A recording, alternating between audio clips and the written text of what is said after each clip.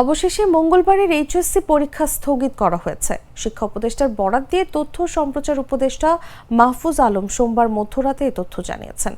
এর আগে সোমবার ঢাকার মাইলস্টোন স্কুল অ্যান্ড কলেজ ক্যাম্পাসে বাংলাদেশ বিমান বাহিনীর একটি প্রশিক্ষণ যুদ্ধ বিমান বিধ্বস্ত হয়।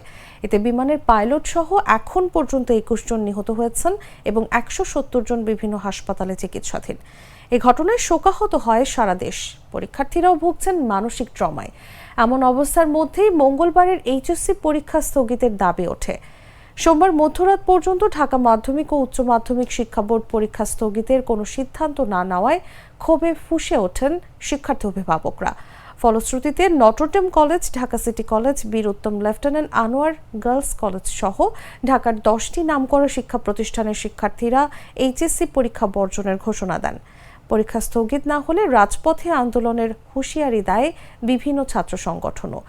এর মধ্যেই সরকারের পক্ষ থেকে এই ঘোষণা এলো। বান্ডেল থাকলে প্রতি সেনমানিতে টাকা বাঁচবে। বিকাশ সেনমানি বান্ডেল কিনে জিতুন প্রতি লেনদেনে।